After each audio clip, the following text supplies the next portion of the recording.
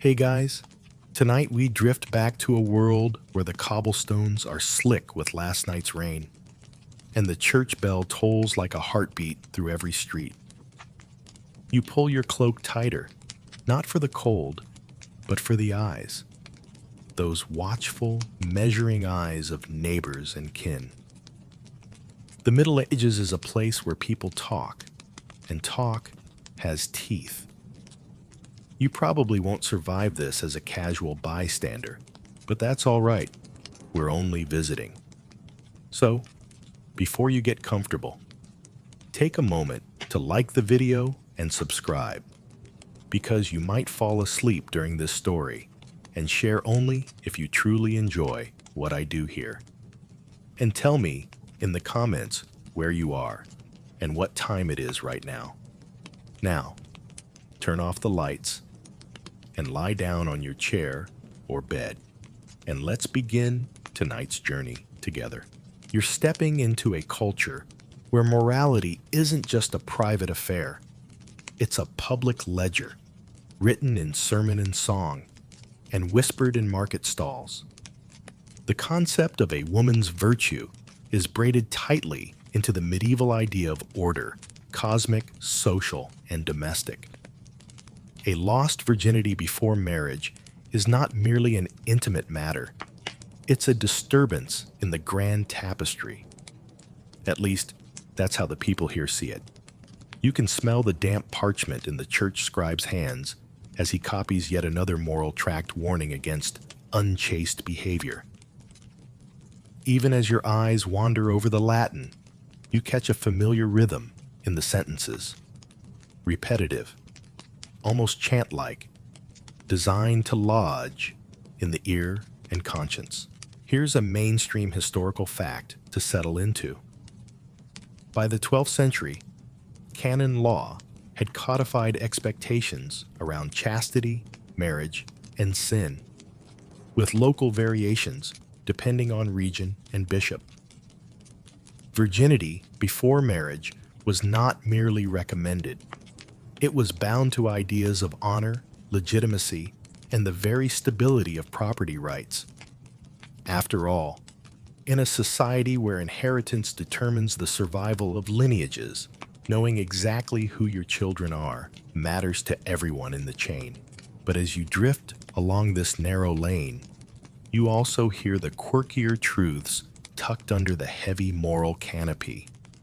In some remote villages, women suspected of premarital intimacy were told to carry a basket of eggs to church without breaking any.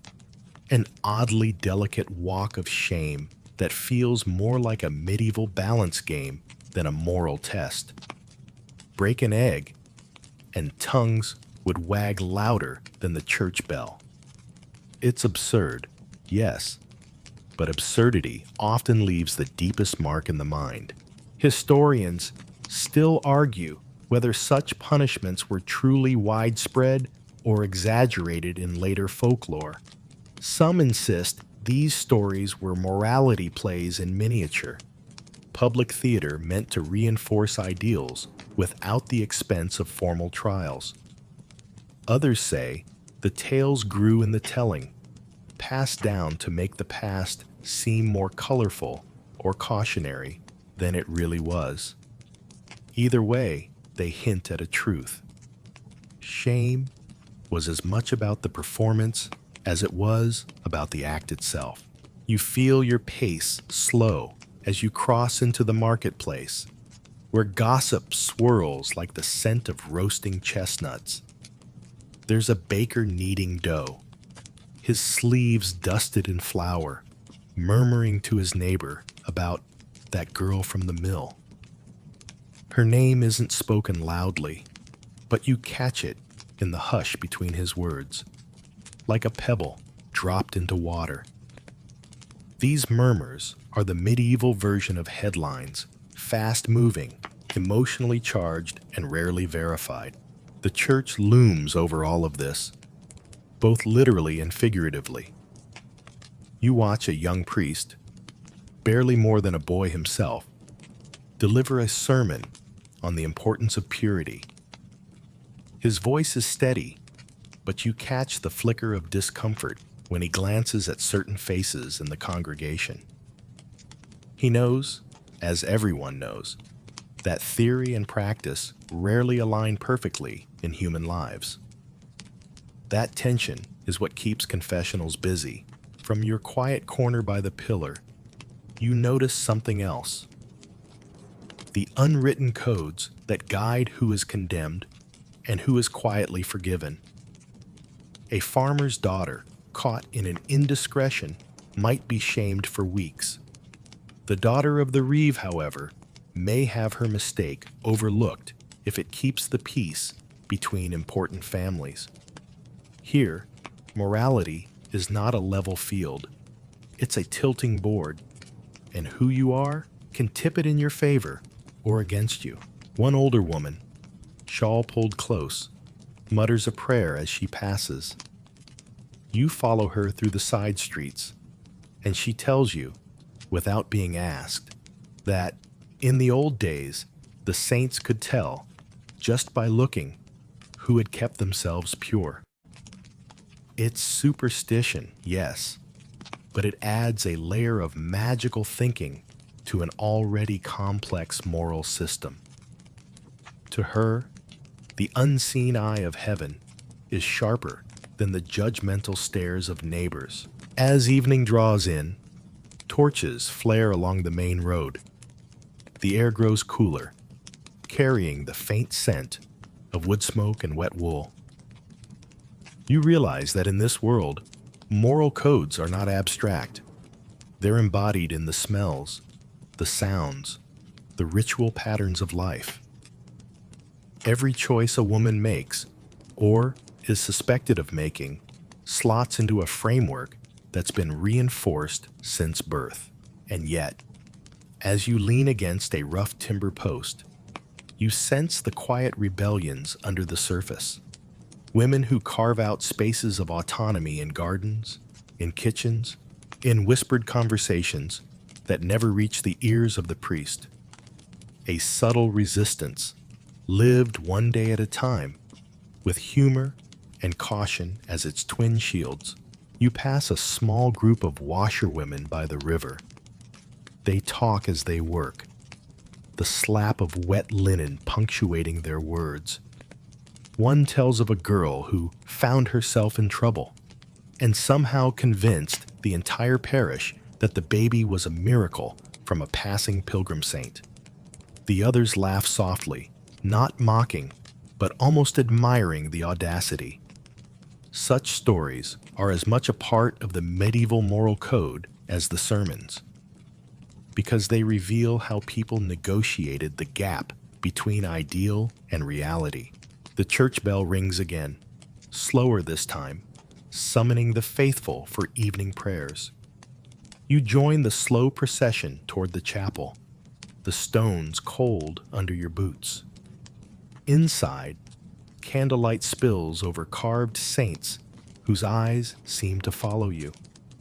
Each gaze reminds you, here, in the Middle Ages, the moral code isn't just a set of rules.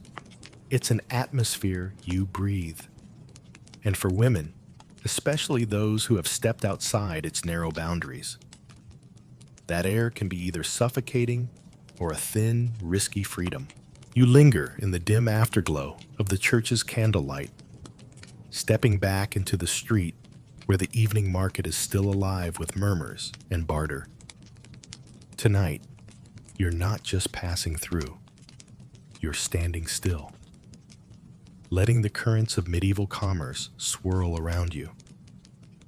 The marriage market, though less tangible than the stalls selling grain or wool, hums quietly beneath the chatter.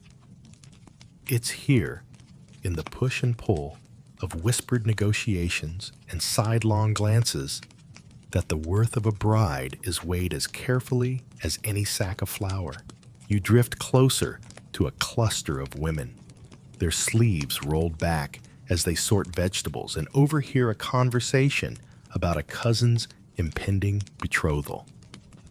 The price of her dowry is slipping, they say, because someone knows she has walked too often with a certain young shepherd. There's no proof, only that vague, sticky knowledge that passes through a village like the smell of rain. Everybody feels it, even if nobody can catch it. Here's your mainstream historical fact. In much of medieval Europe, marriage was as much an economic transaction as a personal bond. A family's status, its access to land, and its future security were tied to the alliances forged through marriage contracts. A woman's chastity before marriage wasn't merely moral window dressing.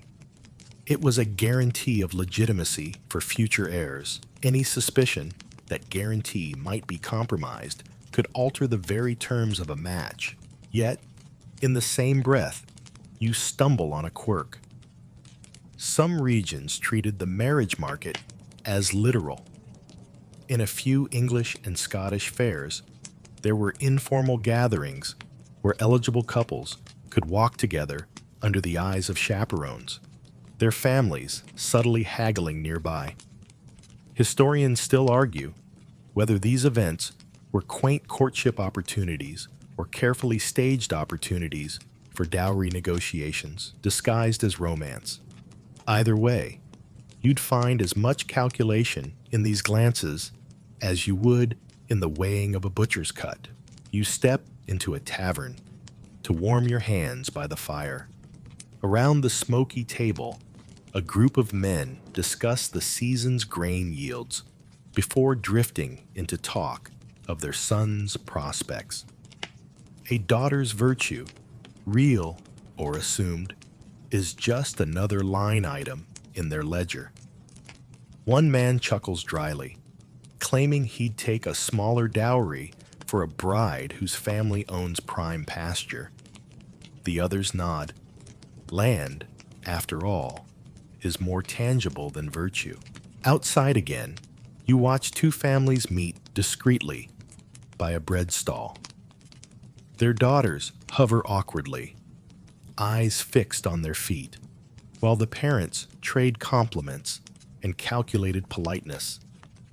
It's an exchange of performances, smiles that hide scrutiny, laughter that hides the weighing of reputations. You can almost hear the mental arithmetic. Her family is solid, but her aunt's scandal still lingers. Will it rub off on the match? One older merchant you pass mutters something about repairing a girl's reputation before the wedding. You don't have to press for details. Rumors of quiet settlements, sudden relocations, or hastily arranged unions are part of the air you breathe here. If a young woman has stumbled, her family may try to marry her quickly before the market value drops further. Sometimes this means matching her with a man of lower standing. Sometimes it means packing her off to distant relatives until the gossip cools. You can feel the dual weight pressing on a woman in this system. On one side, the personal reality of her life, her affections, and her choices. On the other, the cold arithmetic of alliances, property, and public perception. For some, the two never meet. For others, they collide in ways that leave quiet scars. By the far wall of the market square, a minstrel plucks a slow tune. He sings of a maiden who lost her crown but found her worth in cleverness, turning a wealthy suitor's pride into her own gain. The crowd chuckles at the sly rhymes.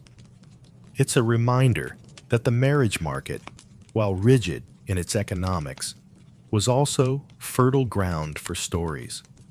Some meant to warn, others to comfort, and a few to amuse. The smells of roasting chestnuts and tallow smoke mix in the air as you step toward the edge of the square.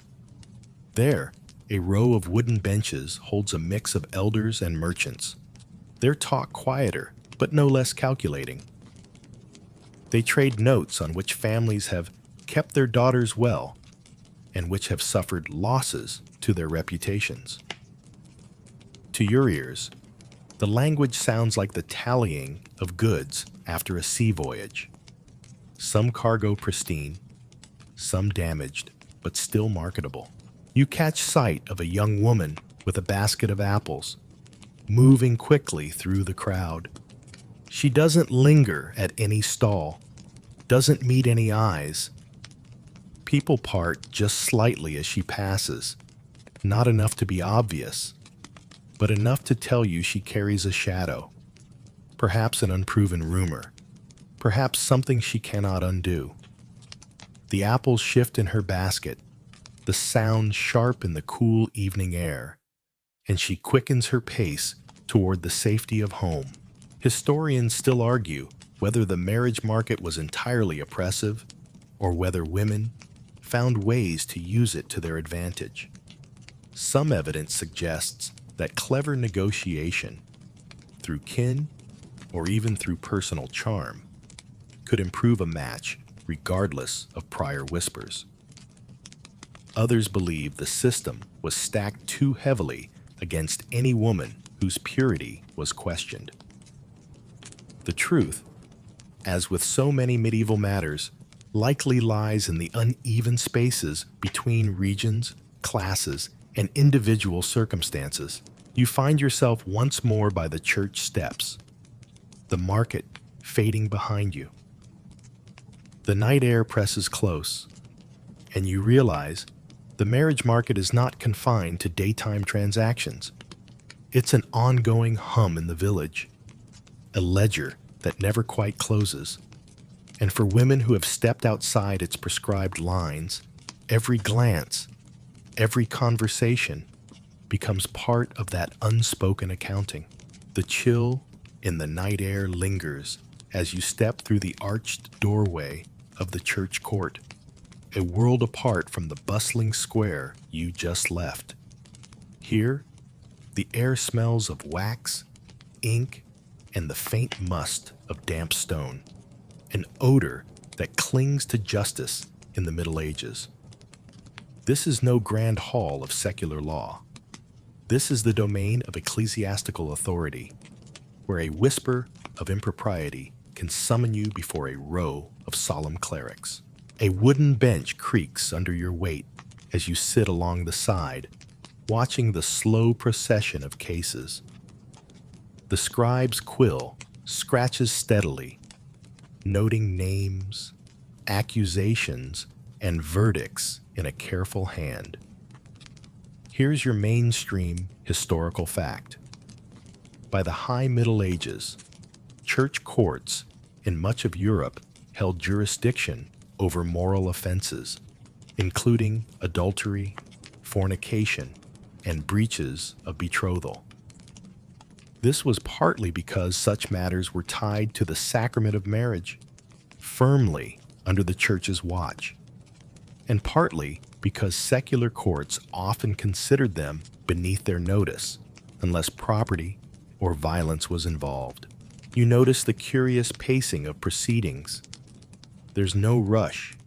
Cases unfold like slow plays, each witness stepping forward, swearing an oath, and recounting what they've seen or think they've seen. This is where the rumor mill meets parchment. The truth, if it appears at all, is tangled in the folds of memory and bias. Then comes the quirky detail that might surprise you. In some areas, the court would demand the accused woman prove her innocence by producing a group of oath helpers, neighbors willing to swear, before God, that she was of good character and untainted reputation. Imagine the pressure of finding friends willing to risk their own standing to back your word. Historians still argue whether this system protected women from false accusations or simply reinforced existing social hierarchies where only the well-connected could summon such support. A case begins that hushes the room. A miller's daughter stands before the panel, her hands folded tightly, her eyes fixed on the floor. charge. She's been seen leaving a hayloft with a young man, not her betrothed. The witnesses are vague, their stories overlapping, but not identical. One swears she saw them alone together, another merely passing near. But in this court, perception is often as potent as proof. The presiding official, a balding man with rings on his fingers and an expression like damp parchment, leans forward. He asks her questions about where she was, what she did, and why. She speaks softly, each word weighed as if it could tip the scale.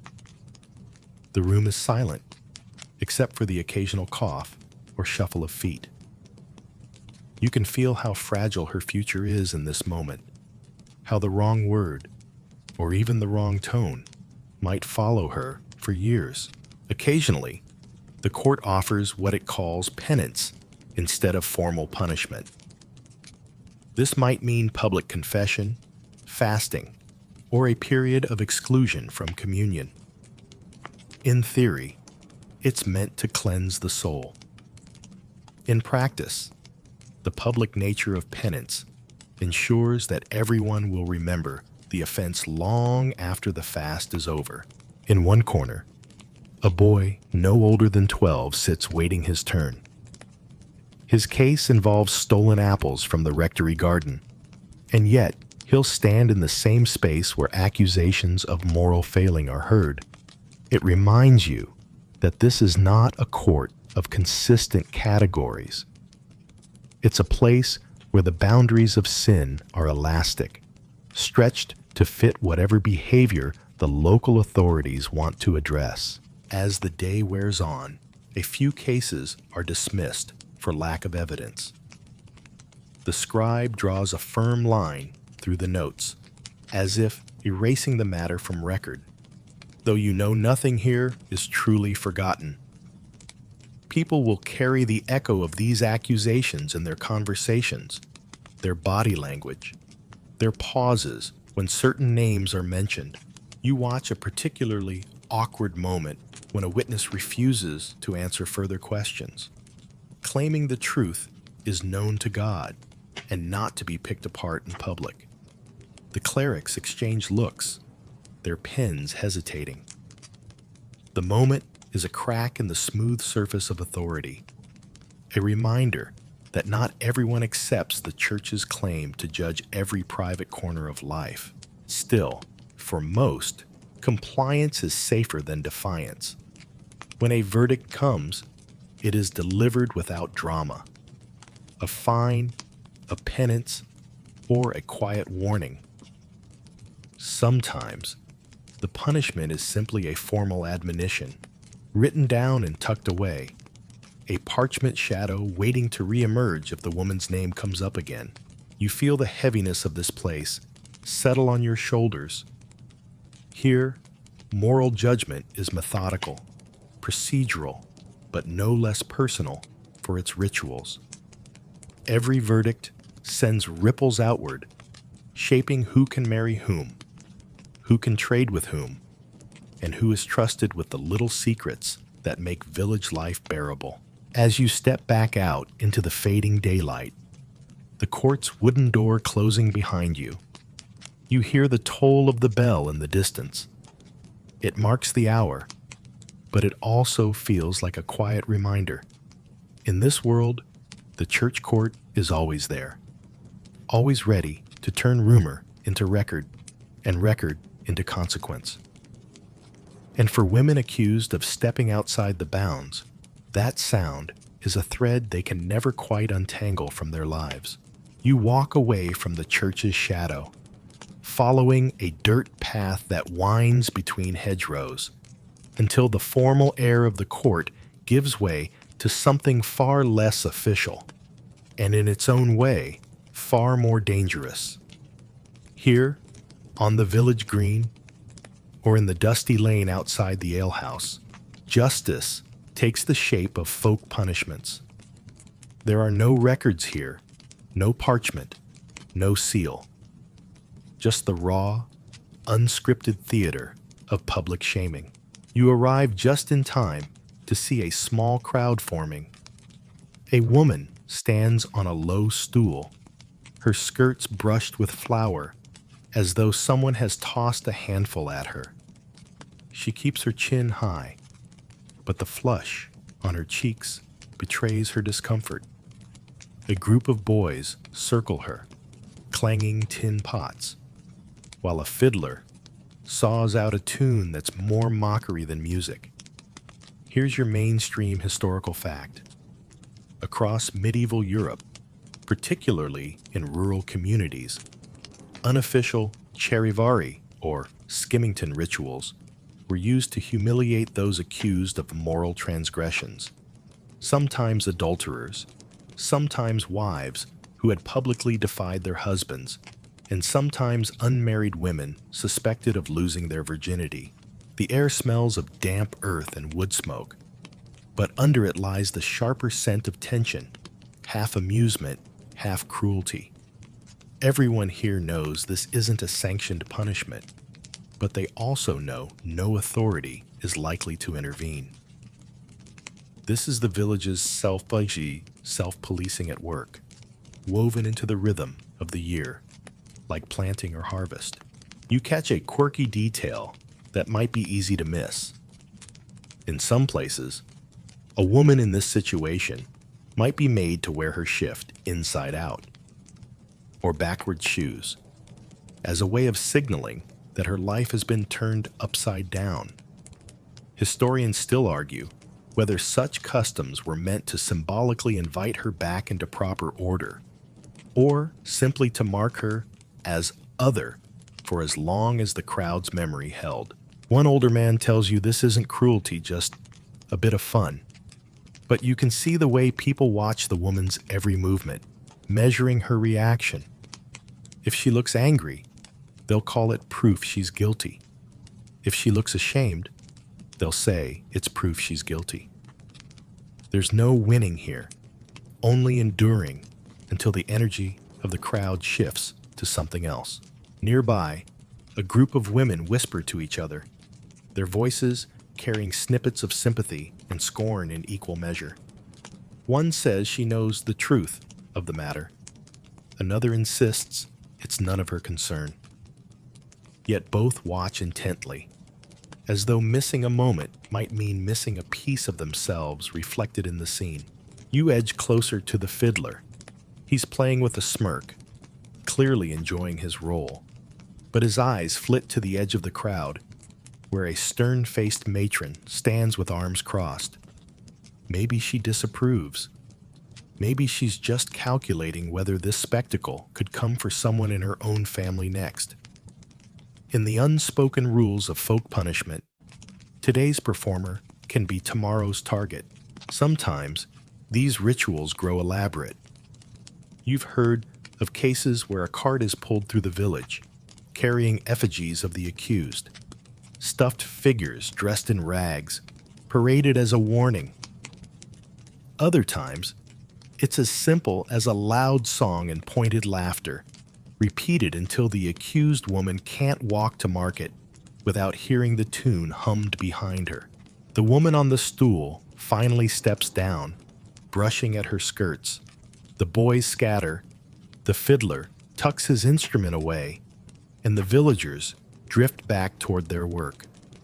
No decree has been issued, no fine paid, but something invisible has shifted.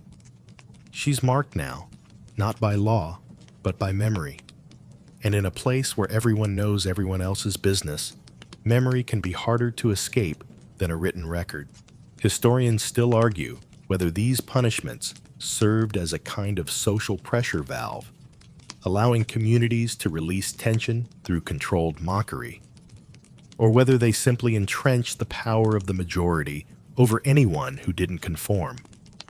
In either case, the effect is lasting.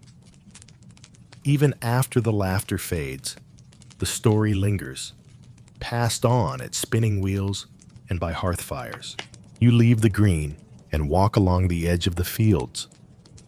The sunset is low and wide, spilling gold across the furrows. It's a moment of beauty, but the sound of those tin pots still rings faintly in your ears. Here, outside the bounds of official justice, the community has its own tools for shaping behavior. And for a woman accused of stepping beyond her place, those tools can be sharper than any sword. You follow a narrow lane into the quieter part of the village, where the air smells faintly of hay and hearth smoke, and the noise of the green fades behind you. Here, behind closed shutters, another kind of negotiation is taking place. Quieter than the marriage market's bustle, yet no less consequential. It's the world of dowry dilemmas, where the currency of a woman's marriage prospects can rise or fall on the whisper of her reputation. You pause outside a timber-framed house where two families have gathered. Through the open window, you catch the low murmur of voices, the scrape of a bench on the floor, the occasional clink of a cup. They're not discussing weather or harvest yields. They're talking numbers, parcels of land, and the delicate matter of whether the bride's honor is intact enough to command the dowry first promised. Here's your mainstream historical fact. In most of medieval Europe, the dowry wasn't simply a gift. It was a carefully calculated transfer of property, goods, or cash from the bride's family to the groom's, meant to secure her future and strengthen the alliance. If her virginity before marriage was in doubt, the groom's family might push for a reduced amount, citing the loss of prestige or potential complications with heirs. The dowry was, in essence, a financial reflection of her perceived worth. But you notice a quirky twist in some regions. Rather than simply lowering the dowry, families sometimes offered unusual goods to make up the difference. Extra livestock, a prized bolt of imported cloth, or even the rights to a small orchard. Historians still argue whether these substitutions were clever bargaining chips or quiet signals to the community that something about the match was, well, less than ideal. Inside, the conversation grows tenser. The bride's uncle insists the original dowry stands. The groom's father counters that the talk in the market must be acknowledged. No one says the accusation outright, but it hovers there like smoke. A serving girl refills the cups, eyes lowered, likely hearing every word. You step back into the street and see the other side of the equation. A young woman in a plain wool dress, walking quickly toward the river. Her hands twist in her apron as if kneading an invisible cloth. You imagine what it must feel like to know your future could hinge on the bartering of men over a table. Men who may never ask you directly what is true. By the riverbank, you overhear a fisherman talking with his neighbor. He tells of a cousin whose daughter's dowry was cut in half after something was overheard about her and a traveling peddler. The girl was still married off, he says, but to a man twice her age in a village 3 days away. The neighbor shrugs as though this is simply how the world works, like the turning of the seasons. You wander back toward the square and catch sight of a merchant displaying bolts of fabric. Two women nearby are haggling, not over the price of cloth, but over the worth of a niece as a bride. They speak of her sewing skills, her good temper, and, in lowered voices, the matter that might require her dowry to be sweetened. The conversation feels like a market transaction disguised in compliments. Historians still argue whether these dowry adjustments were more about public image or genuine fear of illegitimate heirs.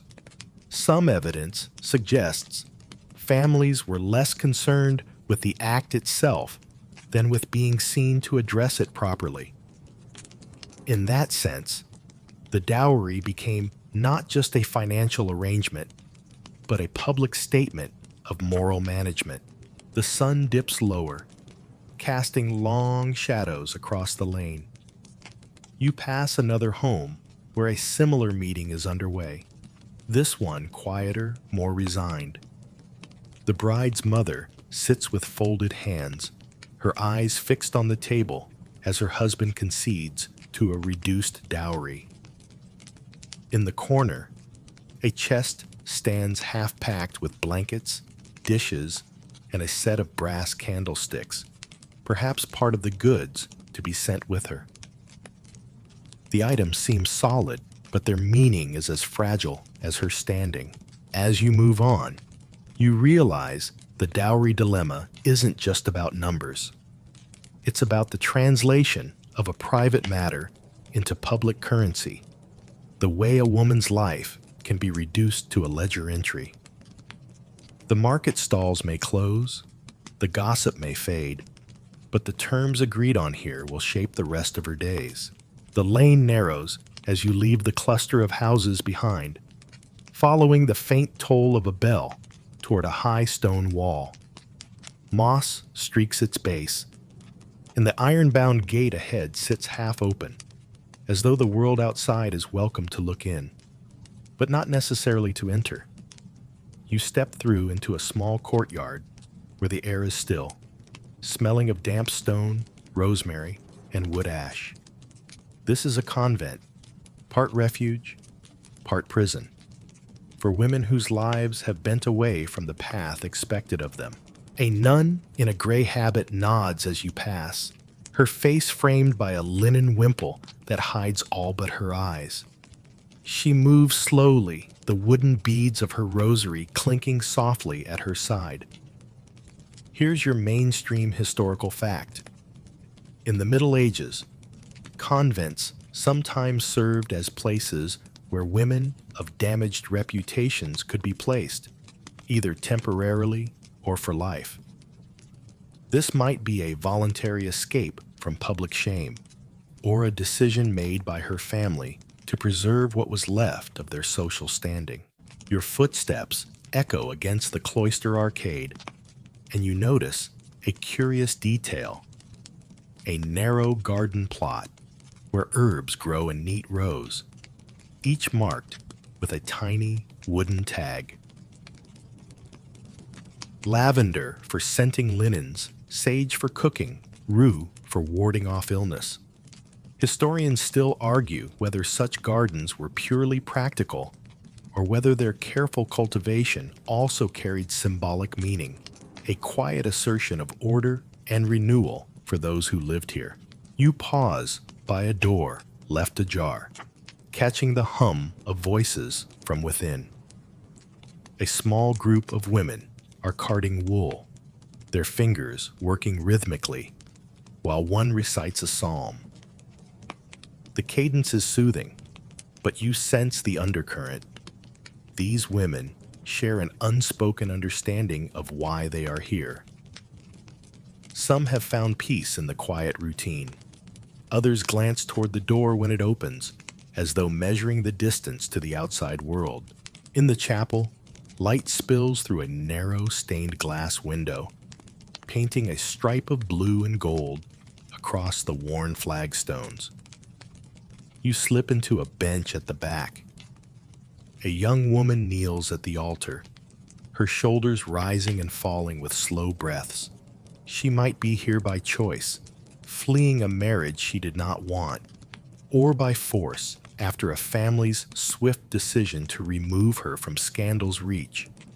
The difference is invisible in the posture of prayer. A nun passes you carrying a basket of laundry, the linen smelling faintly of lye and lavender. She pauses to speak softly about a girl who arrived last month, sent from a nearby town after trouble with a clerk's apprentice. She's adjusting, the nun says. though her tone makes you wonder what adjusting really means. Acceptance or resignation. Some families treat the convent as a holding place, intending to retrieve the woman once gossip cools. Others quietly ensure she takes vows, securing a permanent retreat from the marriage market. The cloister door swings both ways, but not always by the will of the one who walks through it. You pass a small scriptorium where a pair of women copy manuscripts by candlelight. One glances up and smiles faintly. Perhaps this work offers a kind of solace, the steady, deliberate act of writing letters that will outlast the whisper of any scandal. The scratch of the quill is almost like the ticking of a clock in this quiet world, each stroke marking the slow passage of a life now lived in measured lines. Historians still argue whether these monastic shelters offered true sanctuary or simply a more palatable form of confinement. Some point to accounts of women finding purpose in scholarship, herbal medicine, or music within the walls. Others note the stories of those who slipped away in the night, trading one uncertainty for another. You step into the courtyard again, the evening light falling softer now, and watch as the gate swings shut behind a visitor leaving. Inside the walls, the rhythm continues. Prayer, work, silence, prayer again. For the women here, the convent may feel like safety one day, a cage the next. Either way, the world outside has closed a chapter on them, while inside, they must write whatever comes next with the tools they are given. The morning mist hangs low over the road as you make your way toward the cluster of cottages near the old bridge.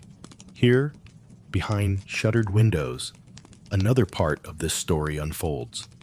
The shadowy trade of medical myths that promise to restore what has been lost.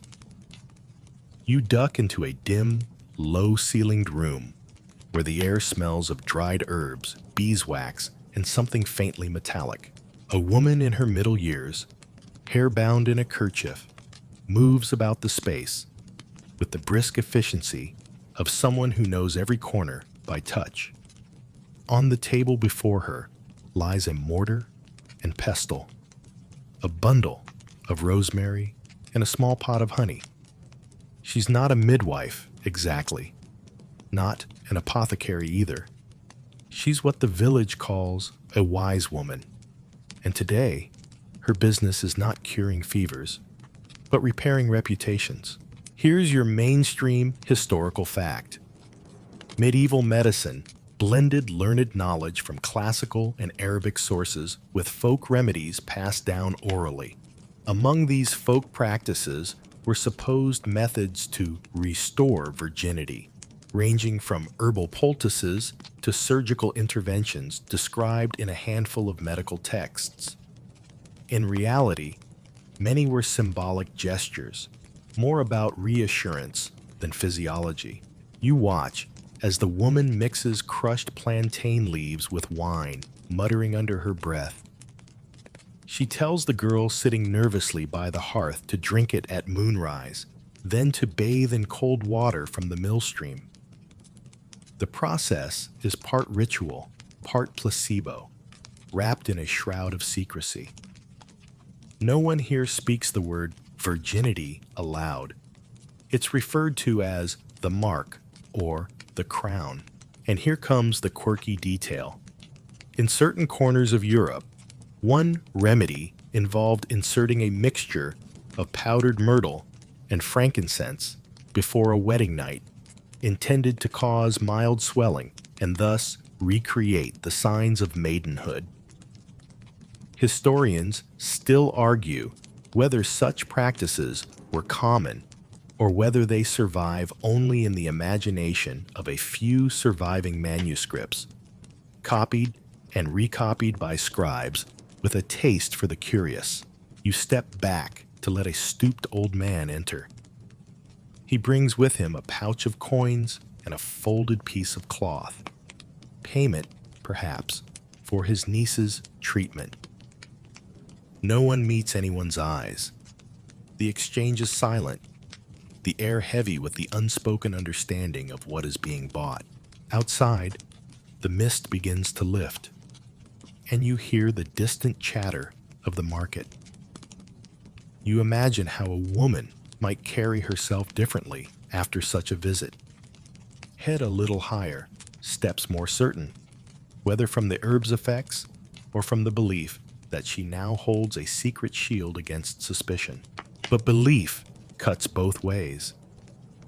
You overhear two young wives drawing water from the well, one whispering that these remedies are dangerous, that they tempt fate and God's judgment. The other shrugs, saying better a sin in secret than a life of open shame. Their voices fade into the clank of buckets and the slosh of water on stone.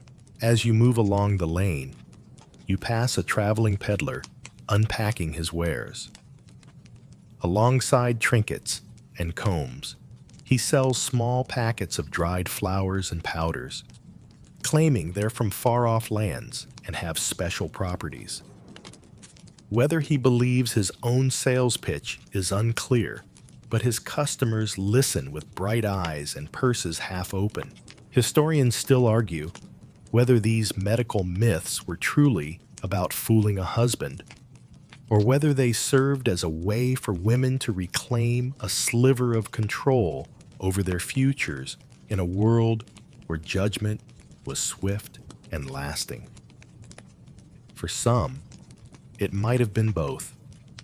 Self-preservation wrapped in hope. You leave the village behind and follow the river toward a stand of willows, the path quiet except for the rustle of leaves overhead.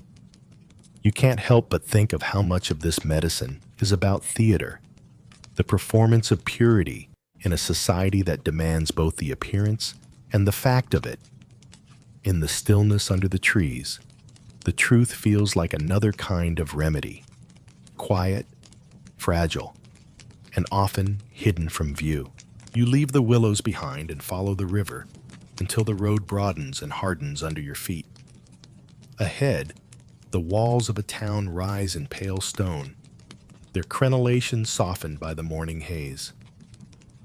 Passing through the gate, you're greeted by the clamor of voices, the clang of a blacksmith's hammer, the bray of a donkey cart stuck in a narrow turn. Here, in the anonymity of the urban sprawl, secrets can hide, at least for a while. You drift through the press of bodies, feeling how different this is from the village. In the countryside, everyone knows everyone's business. In town, there are strangers on every street, travelers who come and go without leaving more than a whiff of foreign spice or a rumor half remembered. For a woman carrying the shadow of a premarital liaison, this place offers a peculiar kind of freedom. She can slip into the crowd, her story lost among the dozens being whispered at every corner. Here's your mainstream historical fact. Medieval towns, especially those tied to trade routes, saw significant migration from rural areas. Women often came seeking work as servants, washerwomen, brewers, or sellers in the market. While urban authorities also enforced moral norms, the sheer scale and movement of people made it easier for newcomers to reinvent themselves, at least until their past caught up with them.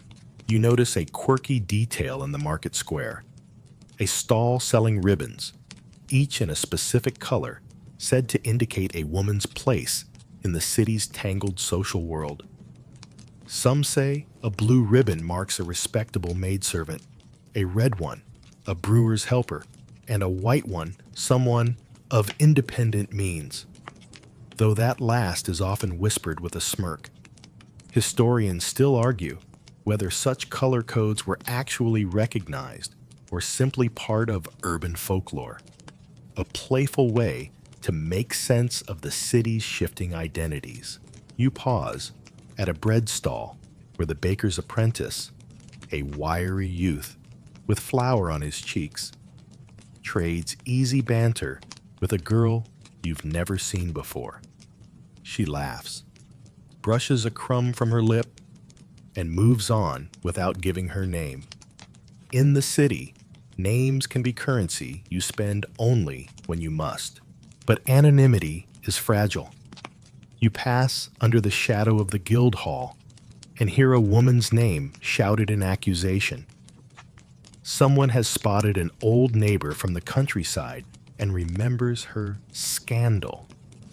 The words spread through the square faster than the smell of fresh bread. Heads turn, glances sharpen, and just like that, the city's veil thins. Down a side street, the smell of tanneries gives way to the sweeter scent of baking honey cakes. A row of narrow houses leans over the cobblestones. You see a small group of women leaning from their windows, trading bits of news from opposite sides of the lane. One of them shakes her head slowly, saying a girl from her building keeps odd hours and receives visitors. In a crowded city, walls have ears, floors have eyes, and gossip travels vertically as well as horizontally. The sun dips behind a cloud, and the streets seem to constrict. You duck into a tavern, low-ceilinged and warm with the scent of ale and smoke. Here, the talk is louder, freer. No one pauses when you enter. In one corner, a merchant brags about the anonymity of town life. You can be anyone here, he says, so long as you pay your rent and your debts. But his companion, a woman in a green kirtle, smiles knowingly. Debts are one thing, she says, but the past likes to keep its own accounts. Historians still argue whether urban life truly offered an escape for women with compromised reputations. For some, it provided work, independence, and the space to shape a new identity. For others, the city simply changed the scale of surveillance, from the concentrated gaze of a village to the layered watchfulness of neighbors, employers, and parish priests. As evening draws near, you wander back toward the gate. The street lamps, simple iron sconces with tallow candles, are being lit one by one, spilling pools of gold on the stones. Somewhere behind you, someone laughs, and somewhere else, someone whispers a name, like a dropped coin. You realize the city's promise of anonymity is like the mist over the morning river. Beautiful, real for a moment, but easily burned away by the first strong light. The road curves away from the city walls, and you find yourself in a quieter market town where the streets are still muddy from last night's rain. Here, the shops sit shoulder to shoulder. Cobblers, coopers, drapers, and yet your attention is drawn not to the goods, but to the people, or rather, to what they're wearing. A trio of women passes you, their dresses marked by particular trims and fabrics. The details are subtle to your modern eye, but here they speak volumes. Here's your mainstream historical fact. Sumptuary laws, rules about who could wear what, were common across medieval Europe. While these laws often targeted luxury goods to preserve class distinctions, in some cases, they extended to women's dress as a coded indicator of social or moral status. In certain towns, women convicted of adultery or fornication might be ordered to wear specific colors, patterns, or accessories that mark them to the community. You step aside to let an older woman in a plain brown gown pass. A strip of yellow cloth is sewn conspicuously along the edge of her sleeve. It could be decorative, but the way others glance at it makes you think otherwise. She keeps her gaze low, her basket clutched tight. A child points at her, only to be hushed quickly by his mother. And here's the quirky detail. In one Flemish town, a woman found guilty of unchaste behavior had to wear a hood of a particular cut, too short to shield her face, just long enough to draw notice. Historians still argue whether these markers were truly enforced by law, or whether they often emerged as unwritten, community-driven customs that mimicked official codes. You pass a tailor's stall where a man is explaining to a customer why she can't buy a certain bolt of imported silk. "Not for your station," he says with a polite smile that feels like a brick wall. For women whose reputations have been questioned, the restrictions are sharper still, sometimes denying them fabrics associated with wives of good standing, sometimes limiting the colors they can wear in public. In the square, you spot a young woman in a patched green kirtle. The green is bright, almost too bright, and you recall hearing that in some places, green was assigned to women whose chastity had been questioned. Whether it's a punishment or just the cheapest dye available, you can't say. But you note how quickly the crowd parts to let her pass. A group of merchants at a wine stall laugh about a story from another town, where a woman once embroidered over the mandated badge on her cloak to disguise it. When discovered, she was fined double for mocking the honor of the council. The story is told with amusement, but the laughter has a hard edge. It's the kind that hides a warning. Historians still argue whether the true power of sumptuary rules lay in the law itself or in the public's willingness to enforce them. A badge or a stripe meant nothing without eyes to notice it and tongues to spread its meaning. Yet in towns like this, noticing is practically a civic pastime. You pause at a fountain, watching the way people measure one another in glances before speaking. A woman in an unadorned gray cloak approaches to fill her jug. No badge, no unusual trim.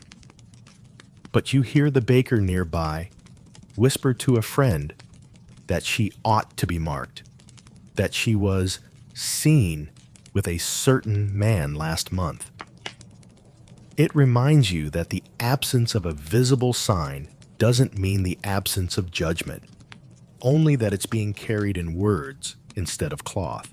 The day grows colder, and the market begins to empty. You head toward the outskirts, passing a laundry yard where garments flap in the wind. Among the whites and browns, you notice a lone hood dyed a peculiar mustard yellow. It hangs apart from the rest, as though even in washing, its meaning clings. By the time you leave town, the sun is sinking, and the road ahead is tinged with frost. You glance back once at the rooftops and realize that in a place ruled by sumptuary codes, the body itself becomes a billboard, one that a woman cannot choose to take down, and that advertises not her own voice, but the judgment of others. The road dips into a valley, and the sound of a lute drifts toward you before you see its player. You follow the music to a small roadside inn, where travelers huddle near the fire and a young troubadour strums lazily, weaving words into the air like threads into a tapestry. In this place, reputations are not just whispered over market stalls. They're sung into memory. Here's your mainstream historical fact.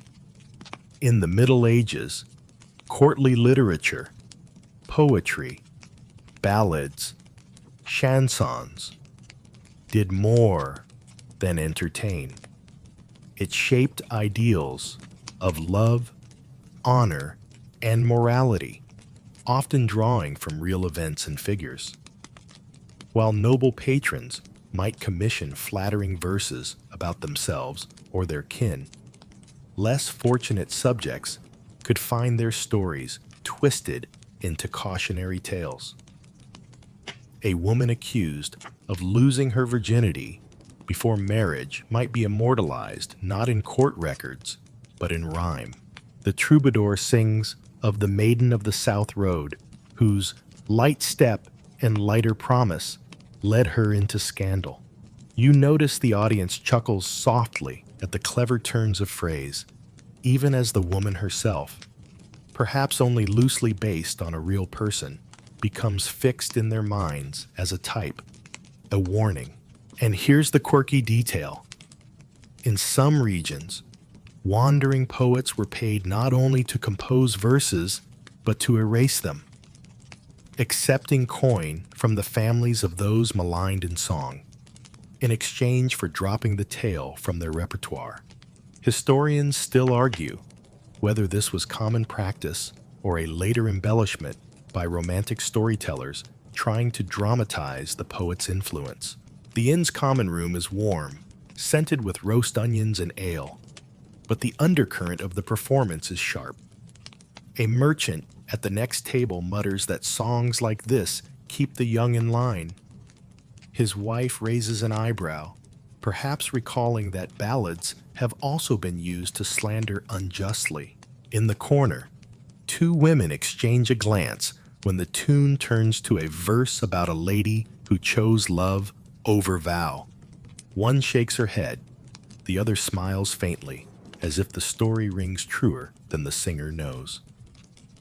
Songs may have an official moral, but listeners carry their own interpretations home.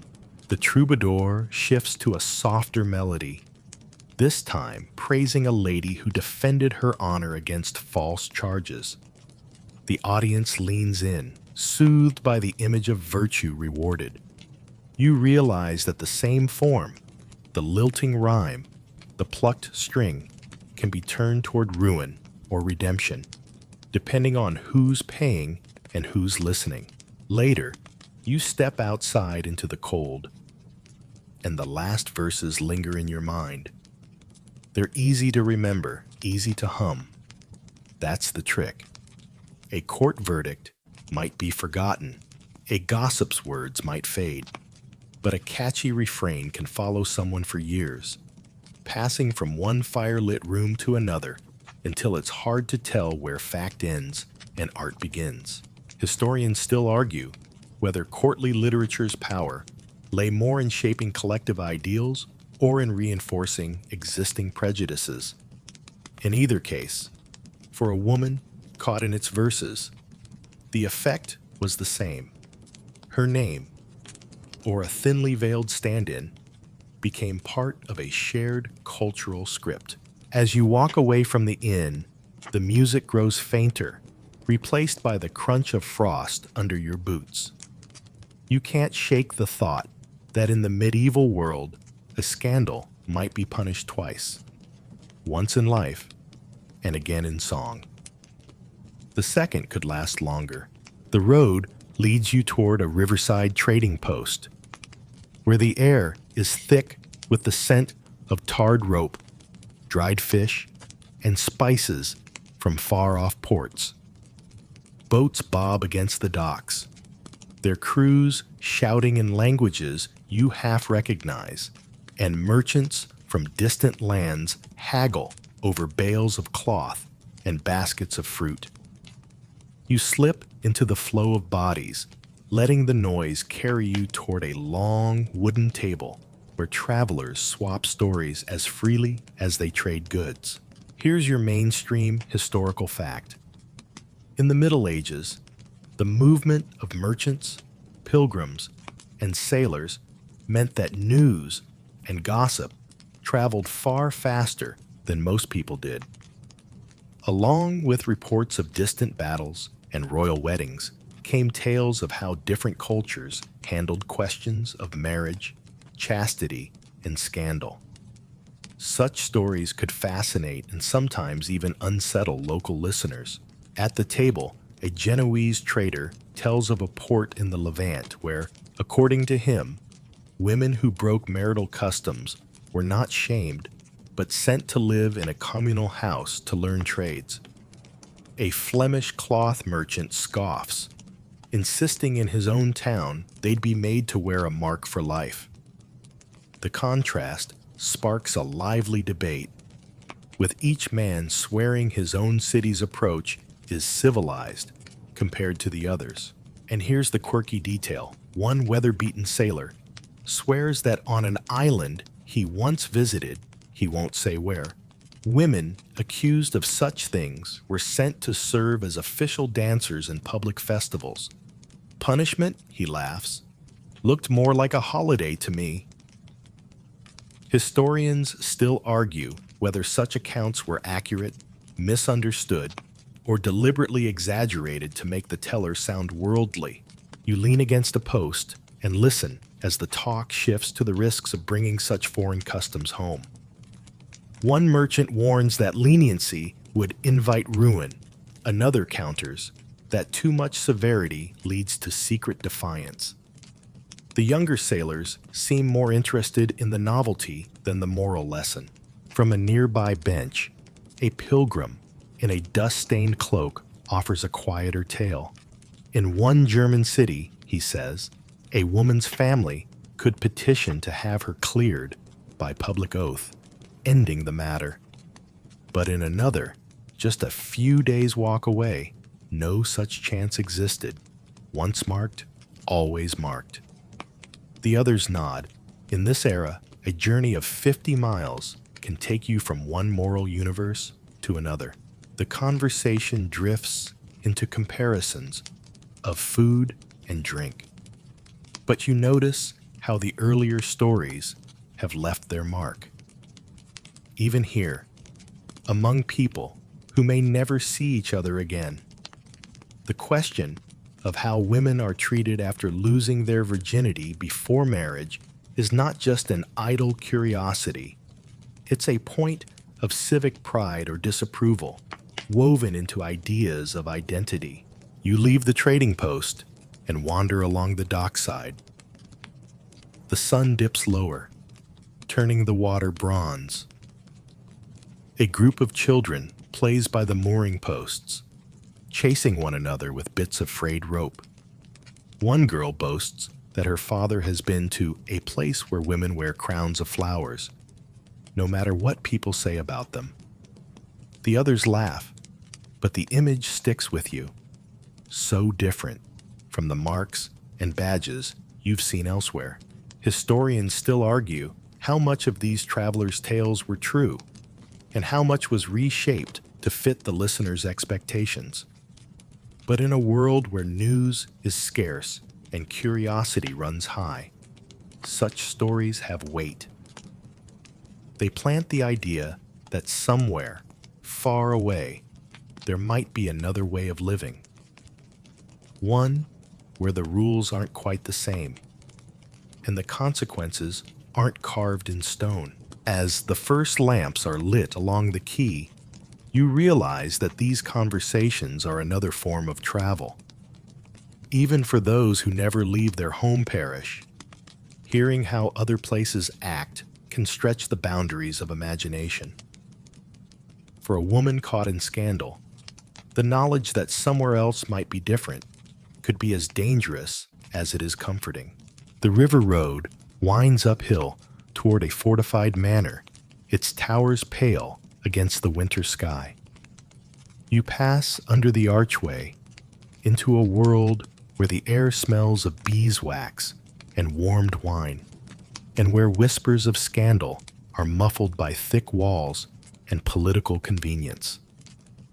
This is the realm of noble exceptions, where a woman's reputation can be patched, repainted, or quietly ignored if her family wields enough influence.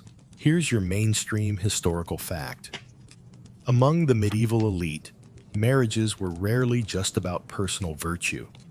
They were political and economic alliances. When a noblewoman's premarital behavior threatened a valuable match or alliance, her family could often manage the matter through strategic marriages, generous dowries, or direct appeals to influential patrons. Reputation still mattered, but the stakes were measured in territory and titles, not just village gossip.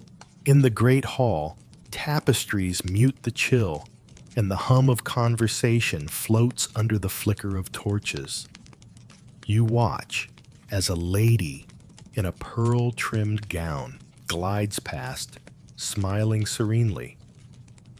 It's said she was caught in a dalliance before her betrothal, but the incident vanished from public talk once her marriage to a powerful lord was secured. The pearls on her gown glimmer like a declaration that the past is as polished as the present. Cool. And here's the quirky detail. In some courts, a scandal could even be reframed into a kind of mystique. A noblewoman rumored to have been tempted, but returned to virtue, might be painted, literally in portraits and figuratively in poetry, as a figure of moral triumph. Historians still argue whether this was deliberate propaganda or an accidental byproduct of elite vanity. You linger by the fire, overhearing two stewards discussing a recent marriage arrangement. One notes that a little silver to the right scribe can make inconvenient details vanish from a genealogical record. The other replies that silver works faster than sermons when it comes to smoothing noble reputations. At the high table, a visiting cleric offers courtly compliments to a young lady whose engagement is newly announced. You notice how carefully the conversation avoids certain topics, and how quickly any hint of rumor is steered towards safer ground. It's not denial exactly. It's a shared agreement that some subjects do not belong in this room. In the solar upstairs, away from the public hall, a pair of noblewomen sit embroidering. One quietly tells the other about a cousin who was sent to a country estate for her health and returned months later to be married without a word about why she'd been away. The other nods, her needle moving steadily through silk. For them, discretion is not just a virtue, it's a currency. Historians still argue whether these exceptions for the elite were resented by the lower classes or simply accepted as part of the social order. In records and chronicles, the moral lapses of nobles are often glossed over or reframed, while those of commoners are preserved in blunt detail.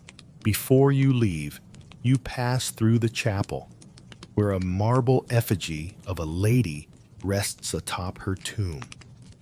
Her folded hands and serene face give no hint of the whispered stories that once swirled around her name. Here in stone, she is pure, virtuous, eternal. Her earthly complications smoothed away in alabaster. As you step back into the cold air, the manor gate closing behind you, it's clear that for noblewomen, the rules are both the same and entirely different. The moral code still exists, but it bends under the weight of power, tilting to protect the alliances that matter most. For some, this means a second chance. For others, it means their lives are edited until the truth is unrecognizable. The manor's polished corridors fade from your mind as you take a narrow track into the woods, where the air is sharp with pine and the hush is broken only by the crunch of frost underfoot. This is a different world from courtly halls, one where shadows and superstition weave together, and where a woman's reputation can take a darker turn.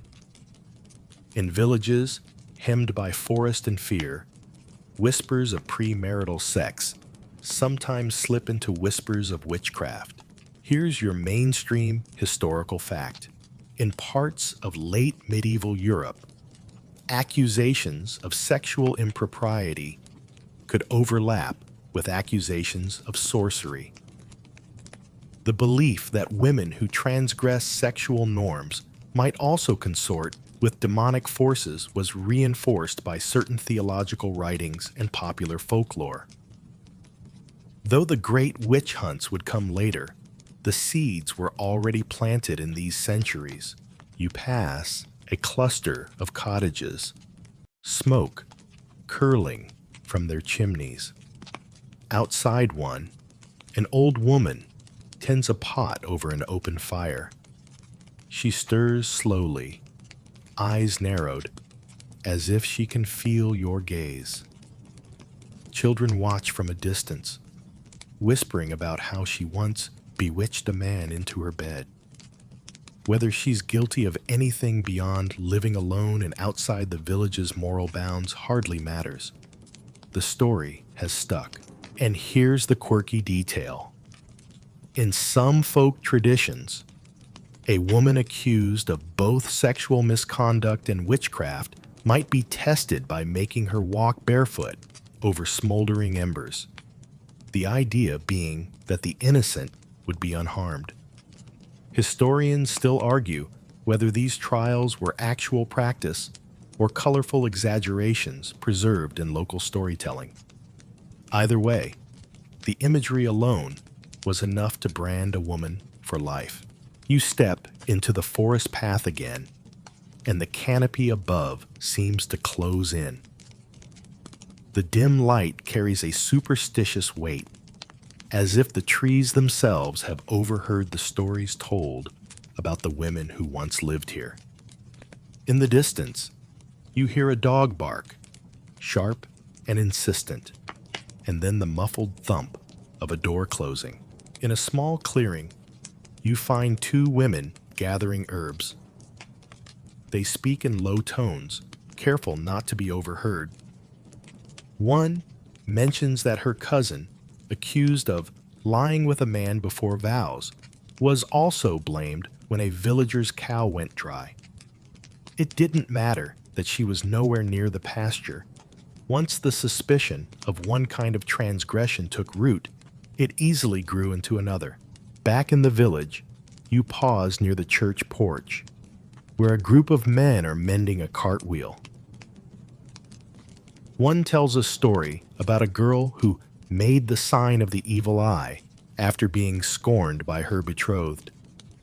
The others nod, trading theories on whether such things are real or just women's tricks. You can tell they believe a bit of both. Historians still argue about the connection between sexual accusations and witchcraft charges.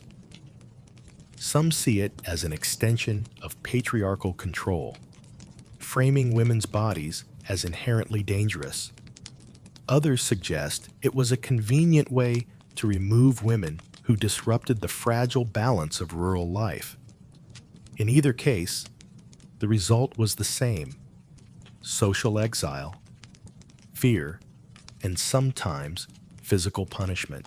As evening closes in, you follow the smoke rising from the chimneys, knowing that behind those doors, people are telling stories to pass the long night.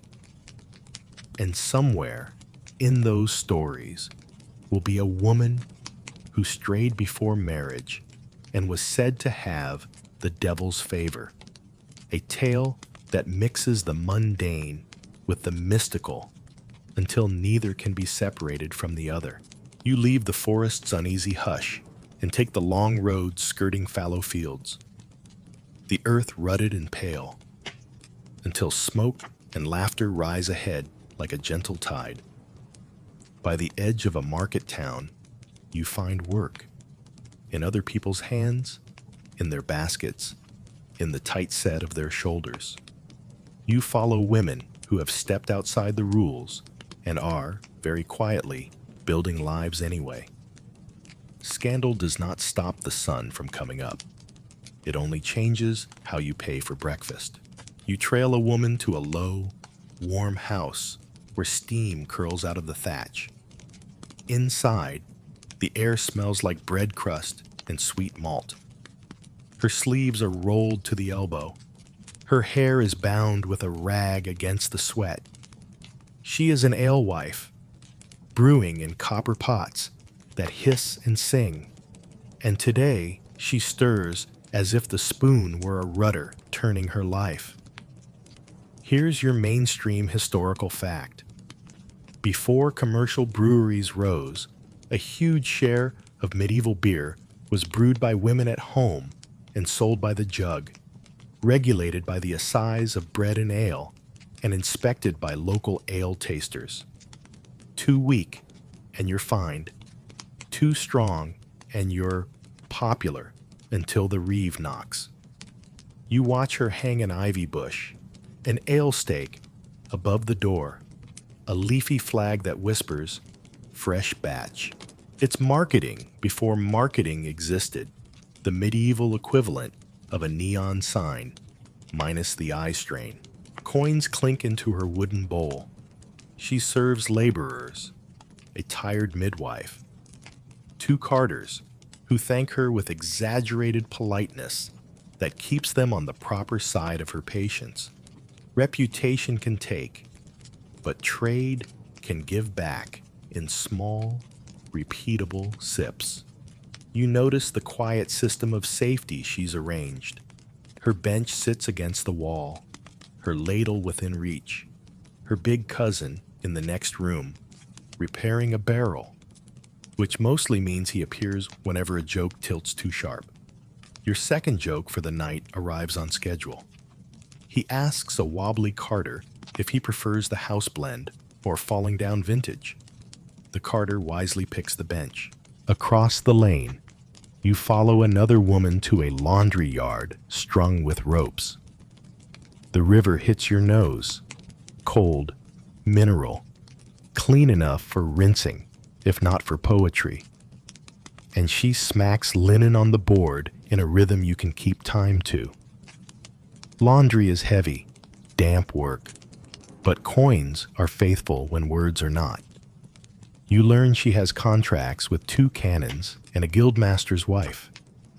The clerics prefer their surplices flat as winter light. The guild mistress wants her tablecloth smooth enough to shame the neighbors. She nods and makes it so. In the corner, a gray cat patrols like a furry accountant. You suspect the cat is paid in mice and exposure, which is also the going rate for minstrels with more confidence than songs. The market bell rings, and you drift toward the stalls. There, a seamstress sets out a neat array of caps and simple kirtles. A strip of fine embroidery snakes like a quiet river along one hem. She does not wear badges or yellow trims. What marks her now is skill. You've heard the term opus Anglicanum for the exquisite church embroidery worked by women in certain workshops. Glimmering saints and vine scrolls in silk and gold. She doesn't stitch for bishops, but she mends sleeves that keep out the wind. And sometimes she swaps coin for cloth with a customer who cannot pay this week. Her ledger is a soft thing, patched with mercy. Near the gate, a woman with a calm voice sells herbs and small cordials.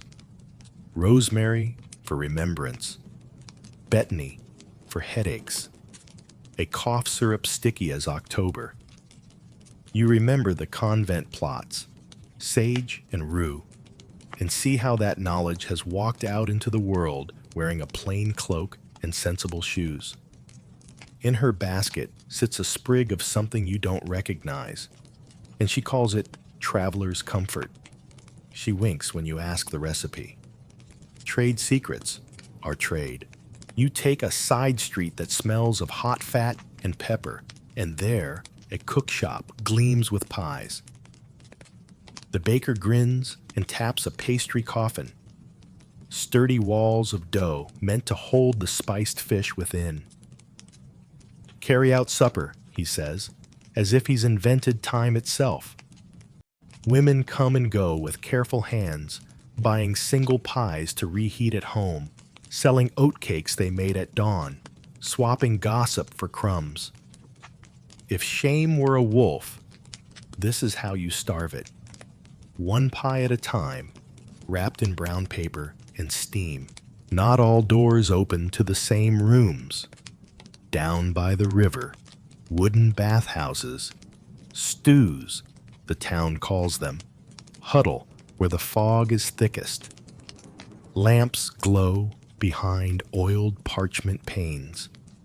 You keep your gaze gentle and your steps slow. Survival can look different here, and the women know the regulations by heart. Fees on the house, inspections, curfews that drift with the council's mood. You stay PG as promised and say only this: the city keeps a ledger, even for tenderness, and some pay it with their evenings. Historians still argue whether these licensed places were meant as pragmatic regulation or as moral theater that raised revenue while announcing virtue from the pulpit. Either way, the river listens and tells no one. You cross a small square where a few women stand beneath a timbered arch. Not nuns, but not wives either. They live in a cluster of tidy rooms maintained by pious donors. Some cities call such places beginnages. They spin, weave, teach children their letters, copy prayers when parchment can be spared. A widow runs the accounts with ink-black fingers. One of the residents rocks a baby that is not her own. Milk is a livelihood too, and families without a nursing mother will pay for that quiet miracle. Historians still argue whether these communities were true shelters for women marked by scandal or mainly homes for widows and devout workers. The records tilt both ways like a mobile in a breeze. Your steps carry you past the guild hall, where rules hang like heavy curtains. Some guilds admit women as members or partners. Others gently, but firmly, press them to the edges as subcontractors, helpers, or sellers of pre-cut pieces. The loopholes are busy streets. You watch a trio of free women, that's the clerk's term, with a sniff, pool coin to rent a shared stall. One keeps the books, one does the talk, one keeps the needle flying. They've learned that a good display is a shield, that neatness and quiet competence can muffle the wagging tongue more effectively than any sermon. You circle back to the alewife as dusk smudges the sky. A pair of ale tasters stop by, cluck and sip, their verdicts solemn as owls. She waits, arms folded, eyes calm. Sound and wholesome, they declare, and move on, already composing tomorrow's complaints. She exhales, smiles, and sets another pot to boil. The ivy bush above the door rustles in the evening breeze, and you remember the tin pots of charivari, the ivory hush of the convent garden, the troubadour's clever sting. Here, the sound is different. Coin against bowl, a baby's hiccup, a ladle tapping copper, small, steady noises of a life built plank by plank. Your third joke slips in on soft feet. A boy asks if the ale comes in small, large, or forget my name. The alewife says, "That last one costs extra and includes bread." The room laughs, kindly. Even in repair, there is humor, and humor is a thread you can stitch through any tear to strengthen the cloth. Night folds over the town. Lamps bloom like buttercups against the dark. You watch doors close, shutters slide, hands count the day's coins. Some women will hide them in a jar beneath the hearthstone. One tucks hers into the hem of her kirtle with 3 quick stitches, a secret seam against a stormy season. The cat yawns. Somewhere, a bell marks the hour, and you feel how survival has its own liturgy. Brew, wash, mend, sell, sleep, repeat. Tomorrow, they'll do it again. Less for glory than for bread, less for forgiveness than for rent. And somewhere inside those rhythms, a new reputation grows, not spotless, not celebrated, but serviceable, like a well-made boot. It carries you forward. The next morning, frost rims the hedges as you walk toward the parish church, drawn by the slow toll of its bell. The square is already half full, and you notice an unusual stillness in the air, not the expectant buzz of a feast day, but the quiet watchfulness of people gathering for something delicate. Today, it seems, will bring a public reconciliation. Here's your mainstream historical fact. In certain medieval communities, when scandal threatened to fracture social bonds, the church or local leaders could stage formal reconciliation rituals.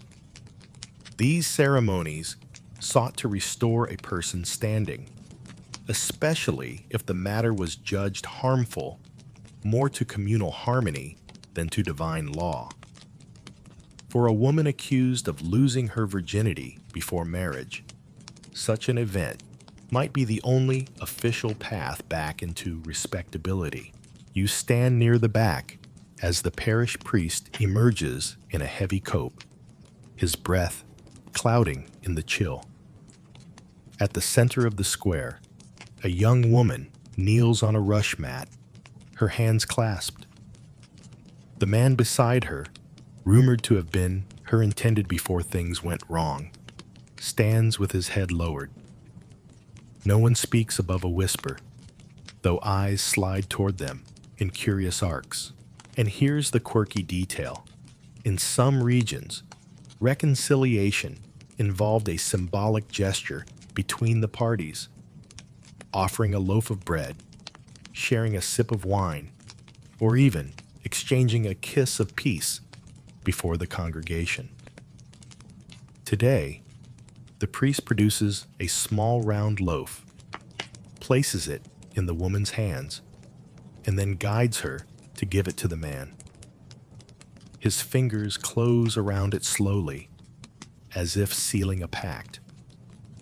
Historians still argue whether these acts were genuinely restorative or merely performative, satisfying the public's appetite for resolution without altering private feelings. The priest intones a prayer in Latin, the familiar cadence washing over the crowd.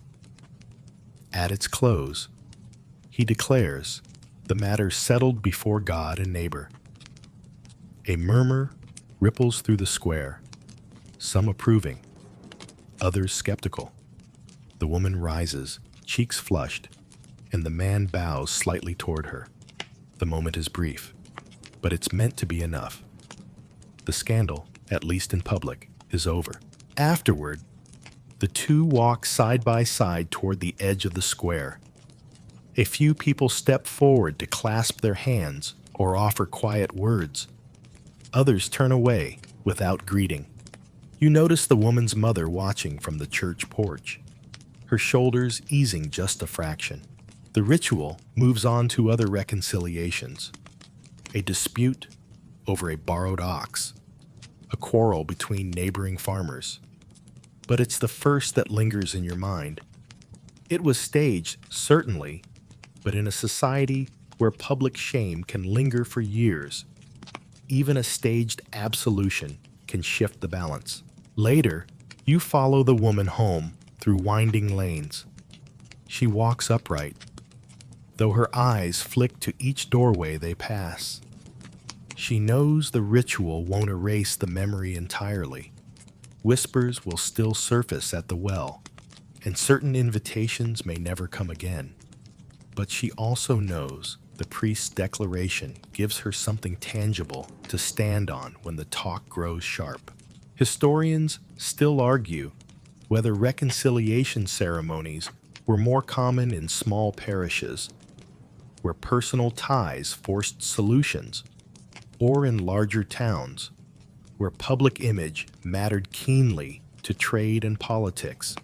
Surviving records show both. Intimate gatherings where only a few witnesses stood by, and grand displays before whole markets. As dusk gathers, you hear music from an alehouse and see the same young woman there with her family, eating quietly. No one throws flour, no one clangs pots. Tonight, at least, the air is ordinary. You catch her glancing once toward the door, and then she leans in to listen to her father's story about a neighbor's runaway goat. Her laugh is small, but real. You leave her there, the sound of her voice fading into the hum of the room, and step back into the cool evening. Somewhere above, the church bell tolls again, slower now, not for ceremony, just for the turning of the hour. And you think how, in this world, even a life patched in public still bears the stitches. But stitches are what hold the cloth together. A cold wind carries you along the rutted lane toward the edge of the village, where the cottages lean into one another like old friends gossiping over the fence. Here lives a woman whose story has been told and retold so many times, it's hard to know where truth ends and embroidery begins. She is old now, her hair a cloud of silver, her back bent. But her name still stirs half smiles and raised brows among the older folk. Here's your mainstream historical fact. In medieval communities, reputations could linger for decades, especially for women tied to public scandal. Even when the immediate consequences were weathered, marriage, penance, reconciliation, the memory of the event could become part of a person's identity, carried forward in song, gossip, or the silent archive of knowing glances. You find her in the small garden behind her cottage, gathering leeks with the slow precision of someone who has done this 1,000 times. She greets you without surprise, as though she's been expecting company. Her voice is low and warm, the kind that draws you closer. And here's the quirky detail. She keeps a row of brightly painted wooden spoons hung on the wall inside, each given to her over the years by people she's cooked for at weddings, harvest feasts, or christenings. A few, she says, came from households that once whispered about her. Funny how a full belly changes the mind, she murmurs. Historians still argue whether such tokens, practical and decorative, were simply friendly gifts or quiet peace offerings, meant to smooth old tensions without admitting to them outright. She moves slowly through the kitchen, setting out bread, cheese, and a small crock of ale. As you sit, she begins to tell her life, not as a single scandal, but as a chain of seasons. The summer she was in trouble, and how her parents sent her to an aunt in another parish. The winter she returned, working in the mill and ignoring the sideways looks. The spring she planted her first garden and discovered she could trade greens for wool. You notice how her telling shifts between humor and silence. She laughs about the time a neighbor claimed her cat was a familiar sent by the devil, as if the devil had time for mice. But her eyes darken when she recalls being passed over for the parish charity at Yule, because someone said she didn't deserve it. Historians still argue whether women in her position were ultimately more constrained by their communities or more liberated by stepping outside them. Some found ways to use their marginal status as a shield, moving more freely than respectable women could. Others lived with doors permanently closed to them. As the afternoon wanes, she wraps a loaf in cloth and hands it to you. "For your road," she says, as if you've done her a kindness by listening. Outside, the sky is streaked with gold, the air full of wood smoke and the faint sound of children playing in the lane. Somewhere, the bell tolls again, this time faint, like the echo of a memory. You walk away knowing that in this world, a reputation may never fade completely, but it can change shape. It can become a story told on a winter night, a detail tucked into a song, a painted spoon hanging in a warm kitchen. And sometimes, the woman herself outlasts the sharpness of the tale, until what remains is just the shape of her life, stubborn and whole. The wind down begins now. The pace of the lane softens. The cottages seem to lean a little closer, their thatch catching the last of the light. Smoke curls lazily into the cooling air, mingling with the scent of damp earth. You pass the low wall by the churchyard, where lichen glows pale against the stones, and the sound of your steps becomes the loudest thing in the world. Even the gossip here has gone quiet, folded into the hush of evening. You picture the women you've met along the way, the alewife, the laundress, the seamstress, the noble woman in pearls, the young bride on her rush mat, the gardener with her painted spoons. Each has walked a path lined with watchful eyes. Each has found a way to keep moving forward. Their lives rise like the smoke from their hearths, sometimes drifting apart, sometimes mingling in the air until no one can tell whose fire it came from. The last light pools at the bend in the lane, and your breath slows with the fading day. In this moment, the air is almost warm, the quiet almost complete.